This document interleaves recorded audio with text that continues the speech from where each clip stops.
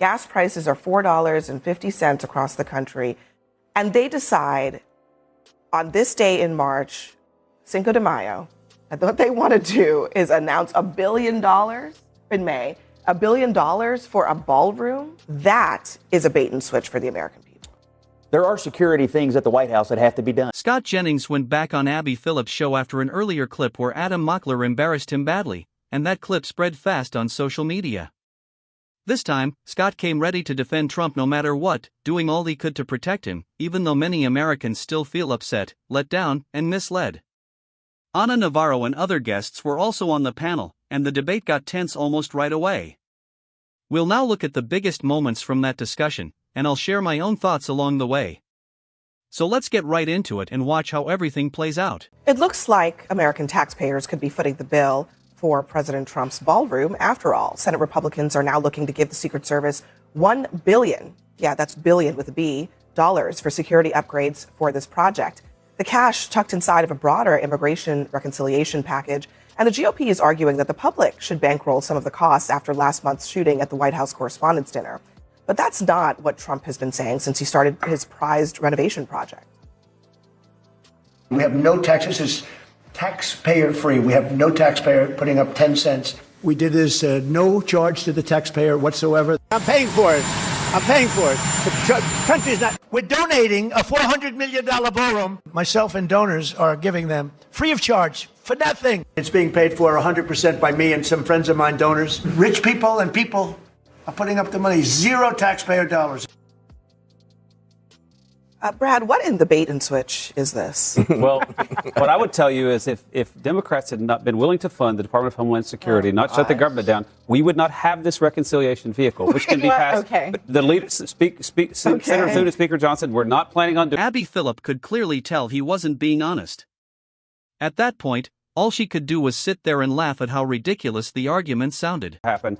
Democrats forced them to do this, and so now the president's... Democrats so you support the ballroom. Republicans. I do support the ballroom. We need a ballroom. The Obama administration thought we needed a ballroom. We need a ballroom. Like as recently as a week ago, right after the White House Correspondents' Dinner attempted shooting, the DOJ ran to court in 2 days afterwards to argue in front of the judge who has put the injunction on the construction about the need to build this ballroom. And in that legal filing that was done last week, Trump's DOJ, that thing read like a Trump tweet. It said over and over, it's going to be free. It's a gift from me to the American people. It's not going to cost anything. So the problem is not the vessel that it's on. The problem is not the shutdown. The problem is that Trump lied and that he said over and over again. First, it started as a $300 million project that was going to be paid by his cronies, the tech titans and all the donors that want to kowtow to him. Then it got to $400 million.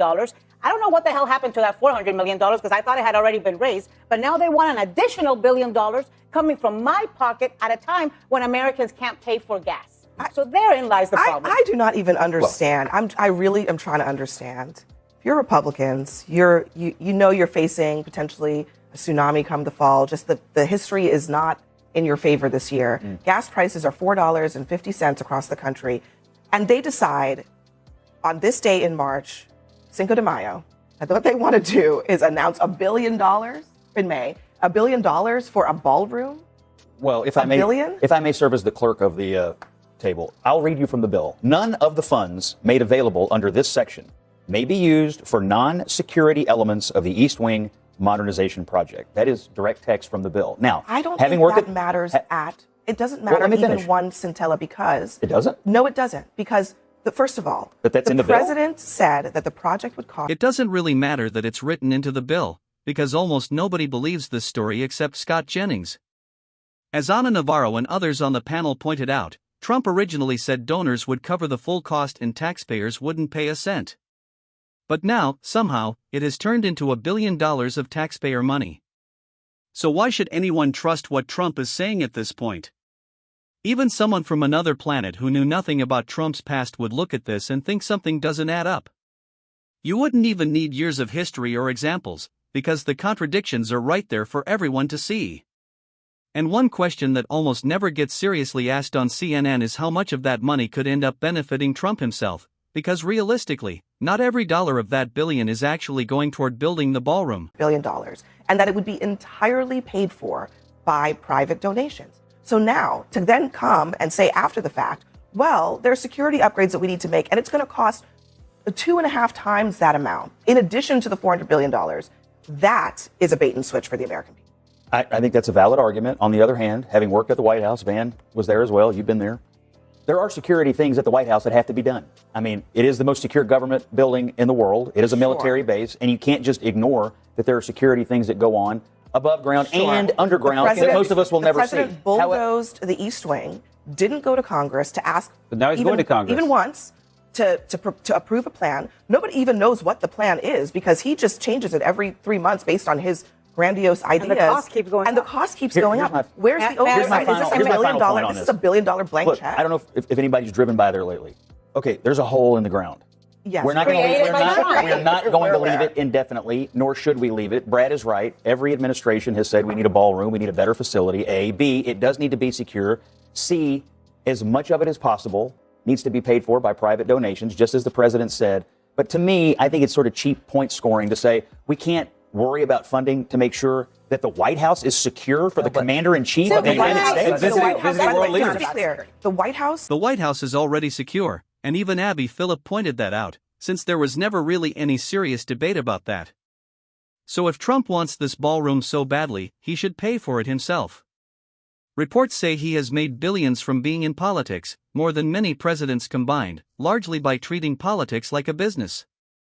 But the way Scott Jennings, Brad Todd, and other MAGA supporters defend this feels similar to how they defended other controversial decisions before. Their argument basically comes down to telling people to stop complaining and just trust things will work out later. During the war debate, they told people to ignore rising gas prices and just wait for things to improve. But critics argue those prices never would have risen so much if Trump, whom some critics mockingly call Agent Orange or Mango Mussolini, hadn't pushed the country into unnecessary chaos. Critics say this ballroom situation follows the same pattern. They point to the big hole in the ground like it justifies the whole project, but that hole only exists because Trump chose to tear apart part of the White House to begin with. Okay, the White House is secure.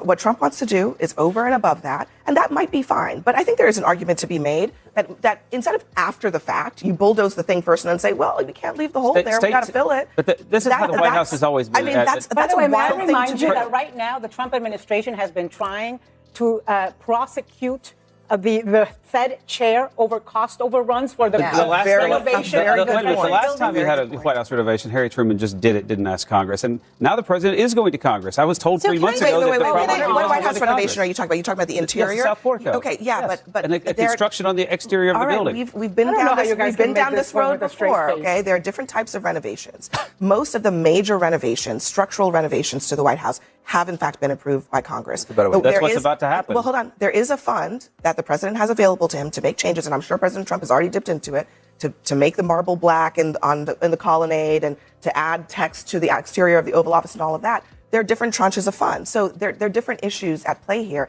And $400 million plus another $1 billion is a very different quantity of money. That's what we're talking about. Will you be okay now that it goes to the White House? Congress? But I guess, he did say that it was going to be free the American people. And I assume that when he thought about his ballroom, he didn't think it was going to be insecure. He probably thought it was going to be secure. So if he wants $1 billion to make it secure for our free ballroom that he promised us, he needs to go to his billionaire friends and get another $1 billion. I don't understand why. They're busy paying for the Met Gala. All I want to say is that people aren't dumb. It's like he said he was going to give us a free ballroom. We didn't ask for it, and he didn't ask permission for it, but that's what he wanted to do. And now he's sticking us with a massive bill for it. Now, you can then say, but it's for security. Well, you should have thought about that before you started tearing down the White House. Well, I think the problem is, and I love you both, but you guys are getting played by this president. At the end of the day, he promised to lower costs, and he's building this ballroom. You have to sit here and defend him every single day. Gas prices have gone up. He's trying to sabotage the midterm elections. Like, this man is not doing anything to help the Republican Party whatsoever. And if I were a Republican on the Hill, or if I were sitting at this table and my Democratic president were to be doing that, I would be pissed and I would be out here and I'd be calling the White House every day saying, you're about to lose a seal. Just imagine how Scott Jennings and conservative media would react if Barack Obama or Joe Biden had done something like this. Conservatives would probably still be talking about it 50 years later. It would dominate every right-wing show, every headline, and every political debate for months or years. They'd call it corruption, abuse of power, and reckless spending without hesitation. But when it involves Trump, many of the same people who claim to care about accountability and taxpayer money suddenly twist themselves into knots trying to defend it. Let me ask you about this reconciliation bill that you love so much. I didn't say I loved it. Let me show you what else. Let's talk. I love it. Just for a second, because I think it's important. The ballroom is the ballroom, but look at what else is in it. Another $32.2 billion for ICE, $26 billion for CBP, another $5 billion for DHS, and just a little sliver, $1.5 billion for the Justice Department. Keep those numbers in mind. Also keep in mind that nothing in this bill is paid for. So this is just adding to the deficit. Also keep in mind that last year, in the big, beautiful bill, ICE's budget was basically exploded. They were given over $70 billion. To solve a mandate that the president got in the election. Let me just ask you realistically, where is all of this money going?